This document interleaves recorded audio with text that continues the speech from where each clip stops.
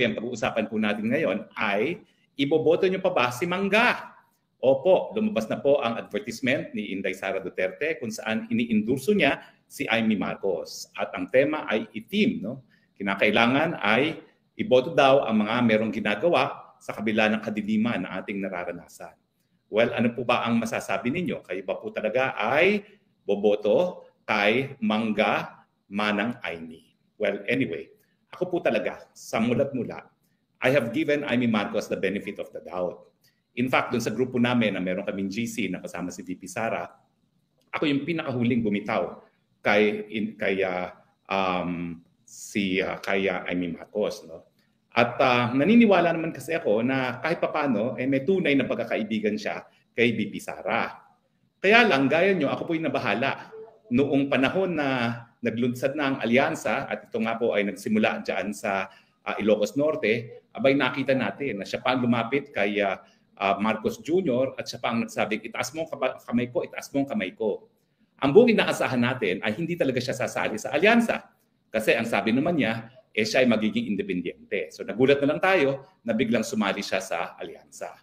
Now, siyempre, naisip ko, ano ba naman ito, no? Gaya na nagsalita si VP Sara na kaya lang naman siya naging Vice President ay dahil siya ay nagamit ng mga Marcoses. No? Totoo naman po, kung hindi tumakbo bilang Vice Presidente si VP Sara, hindi po makukuha ng mga Marcos ang boto ng Visayas at Mindanao. Sa tutuusin po, kapag pinagsama mo ang boto ng Visayas at Mindanao, mapapantayan o hindi naman kaya masasapawan pa ang boto ng Luzon, maski nandiyan ang Metro Manila at ang Balance Luzon.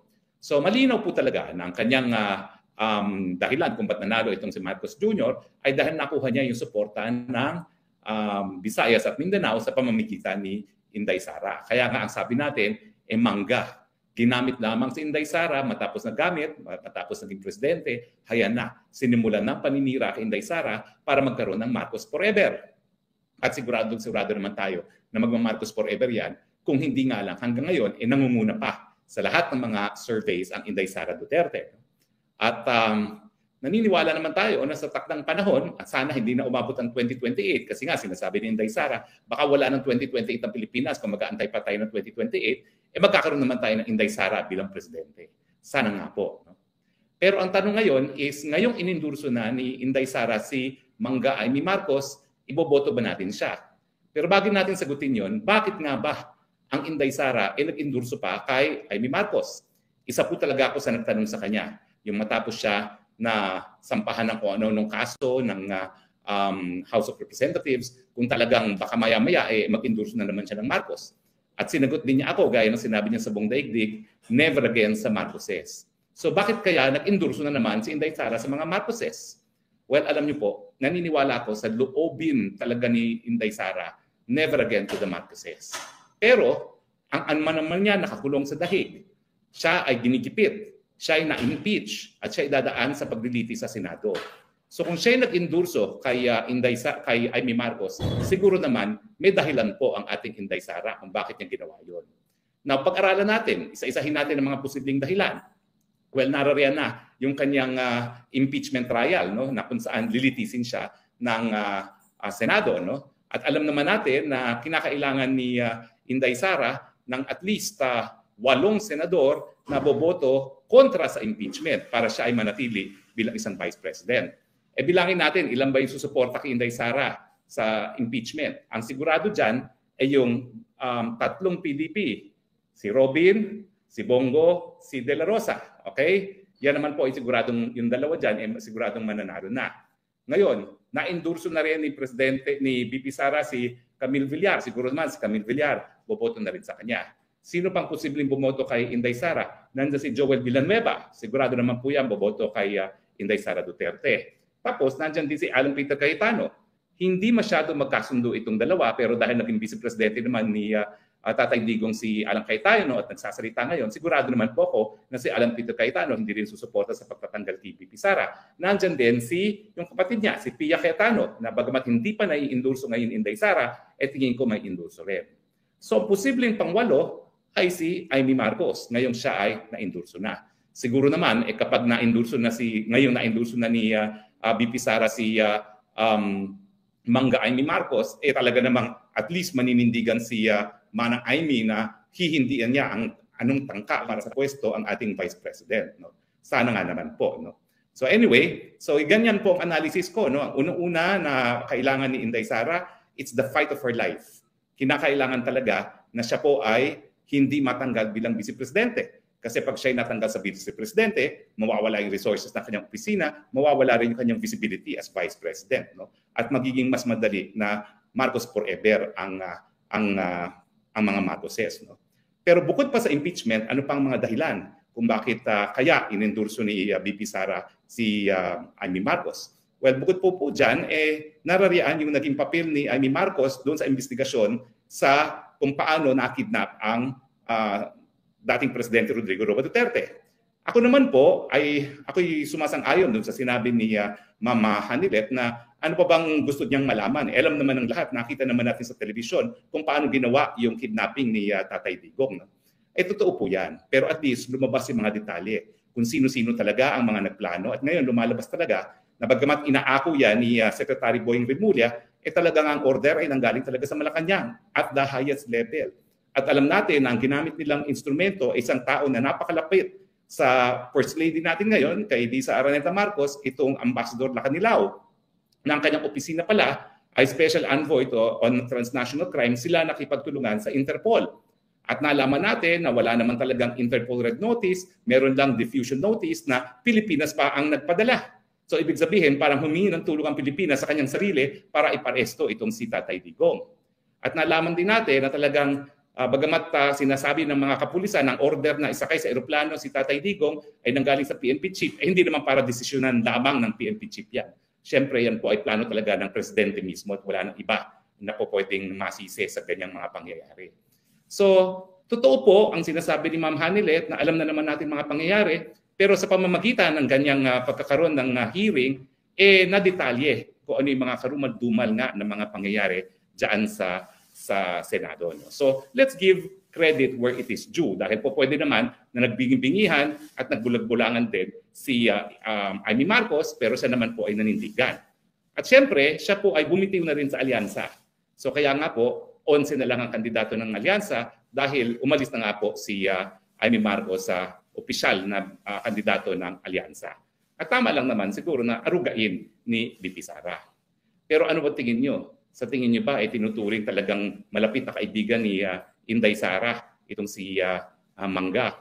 Well, alam niyo yung sandaling nagkasama kami sa Hague, nagkaroon ako ng bagong perspective dito kay VP Sara. Meron pala siyang distinction sa mga tunay na kaibigan at ang mga tunay na kaibigan niya ay hindi talaga nasa larangan ng politika at meron din siya mga political friends.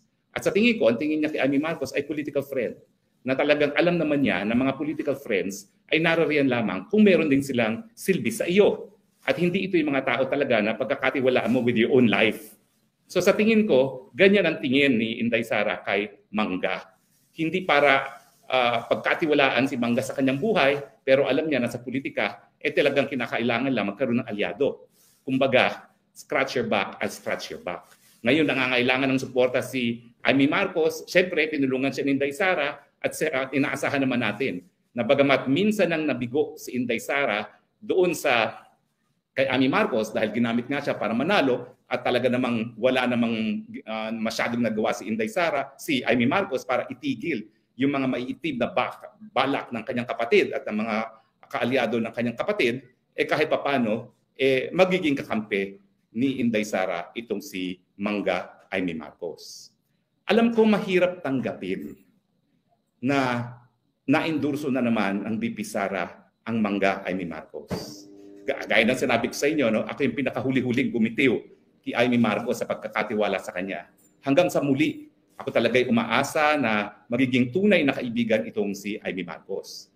Pero ang katunayan po, sa politika, wala talagang tunay na kaibigan. At yan ang isang natutunan ko na kay Inday Sara. Ang tunay na pagkakaibigan, yun yung mga taong labas politika. Dahil talagang ang mga nasa politika, naggagamitan lang yan. Yan ang masakit po. At sa tingin ko, may mga dahilan naman ang Inday Sara. Huwag na po tayo magtampo kay Inday Sara. Bakit? Ang mga tatay ba natin nakakulong ngayon sa dahig? Hindi. Ang ating posisyon ba ngayon ay nasa banta na matapos na dahil ikaw ay na-impeach na? Hindi. So kung Inday Sara na ang ama ay nasa kulungan sa dahig at kung si Inday Sara na siyang inimpeach na at dadaan sa paglilitis sa Senado ay nag-endorso pa rin kay Amy Marcos, sino ba naman tayo para tumutol? Hindi ko naman po sinasabi na hindi pwedeng magkamali si Inday Sara Duterte. In fact, nung sumunod ako sa kanya sa unit team, talaga alam naman natin na nagkamali si Inday Sara Duterte dyan. No? Pero sa ngayon, tingin ko naman, natutunan ng leksyon si Inday Sara. Kung dati madali siya magtiwala, ngayon hindi na madali magtiwala. Kung siya ay nag-endorso, meron ngayon siyang dahilan. At ito ay dahilan na meron naman sa larangan ng politika. So tama na po ang pagtatampo, tanggapin na lang natin na sa politika talaga, kinakailangan magkaroon ng ganitong mga moves, kumbaga. Dahil sa politika talaga, kinakailangan may kakampi ka pag kailangan mo talaga ng kakampi, pero alam mo kung sino talaga ang tunay na mga kaibigan. Sa mga pinagdadaanan ko, kilala ko na rin po ang aking mga tunay na kaibigan. Sa totoo lang po, ako yung membro ng Kongreso, akala ko ang dami kong kaibigan dyan sa Kongreso. Pero nung naglitis ang mga WAD committee, kung sino pa yung mga akalain kong mga kaibigan, unang-una, yung mga tinuturing kong pinakamalalapit na kaibigan, ni minsan hindi nagpakita sa hearing ng WAD committee para ako isaklolohan. The best that they could do was wag nang sumipot sa mga hearing. Pero hindi yun ang kinakailangan ko. Ang kinakailangan ko, rest back. Pero none of those whom I consider to be my closest friends in Congress were there. The most na ginawa nila, nag-absent sila. At yung mga lukulukong mga nanira sa akin, yung mga lukulukong na talagang kung ano-ano mga pinagsasabi laban sa akin, ay nako. Bagamat hindi ko naman sila tinuring talagang kaibigan kahit kailan, hindi ko naman akalain na tuturingin akong kalaban. Pero alam nyo, money talks talaga sa politika. Lahat naman mga nangyari sa akin, dahil pera-pera din po yan. Nadaan sila sa pera-pera. Marumi po talaga ang politika. Pero ang problema, kung di naman makikilahok ang mga merong malinis na puso at malinis na mga pagkatao sa politika, hahayaan na lang ba natin ang puro mga puwersa ng kadiliman ang malalagay sa posisyon? Lalo naman pong pupunta sa kangkungan ng ating bayan kung hahayaan na lang natin ang puwersa ng kadiliman ang palaging magharing uri sa larangan ng politika. Naniniwala pa rin po ako na kinakailangan natin ang isang tao na malinis ang pagkatao gaya ni Inday Sara Duterte. At kung si Inday Sara Duterte naman na pinagdadaanan ng napakadaming pagsusubok ay nagdesisyon na suportahan na si Mangga Amy Marcos, mangga pa rin ang mga Marcos, hindi pa rin dapat pagkatiwalaan ng mga Marcos, bantayin pa rin natin at pagdating ng panahon, parusahan ng mga Marcos. Pero sa ngayon, may kadahilanan po ang Inday Sara, kaya niya iniendorso ang Amy Marcos, suportahan na lang po natin ang ating Inday Sara Duterte. Yan din po yung aking nasabi nung sumunod nga po sa unit team. Pero kung hindi naman namin nadaanan ni Inday Sara yung pagtataksil ng mga Marcoses, bagamat kami po ay nakisapi sa kanila sa unit team, malalaman ba natin kung ano talagang budhi ang mga Marcoses? Ngayon walang kaduda-duda po. Bagamat nandyan si Amy Marcos na panandalian, na binibigay ng suporta sa Duterte, hindi na po maalis sa isipan natin na hindi talaga pwedeng tuluyang pagkatiwalaan ang mga Marcoses. Nasa dugo na po nila yan. Nasa dugo na nila yan na magnakaw, nasa dugo na nila yan na magpasasa sa pwesto. Pero sa ngayon po, kinakailangan ni Inday Sara si Mangga Marcos, Mangga Amy, suportahan na lang po natin siya. Nang sa ganun naman po, makatulong tayo sa napakadaming pagsubok ni Inday Sara Duterte. Hindi ko po sinasabi na nagbago ng isip ko sa mga Marcoses. Inuulit ko po. 2 beses na natin napagbigyan yung mga Marcoses, wala talaga silang kwenta. Pero sa ngayon po, na ang daming pagsubok na pinagdadaanan ni Inday Sara Duterte, suportahan po natin ang kanyang desisyon. So ako po, miski masakit sa aking damdamin, iboboto ko na po rin si Mangga. Sige na nga, dahil kung si Inday Sara na nakakulong ang ama, na si Inday Sara na inaapi ng Kongreso, na si Inday Sara na pinaalis ng Malacanang ay nakuhang endorso ang Mangga Amy Marcos, siguro naman ako, bagamat ako rin, ang dami kong pagsubok sa buhay, magagawa kong suportahan siya. Pero, hindi na po tayo magpapabola. Hoy Mangga, boboto ka lang namin dahil kay Inday Sara Duterte. Do not make the mistake na nabola mo kami, na ibang klase ka, na iba ka sa iyong kapatid. Nag-iisa lang kayo. Ang Mangga hindi po pwedeng magbunga ng santol. Pero dahil nandyan sa Inday Sara na humihingi ng tulong para sa iyo, susuporta kami, masama man ang aming mga loob. Tama ba ang aking sinabi?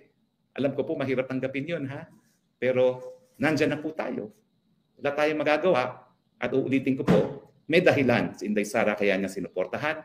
Suportahan naman po natin ngayon si Inday Sara Duterte. Yung mga ayaw sa Marcos na boboto kay Mangga Aimee, hindi po yan dahil naniniwala tayo kay Mangga Aimee, yan po dahil naniniwala tayo kay Inday Sara Duterte. Malinaw po yan. Salamat po ha sa inyong patuloy at pagtangkilik ha. At alam ko po maraming mga masamang loob sa aking mga sinabi ngayon.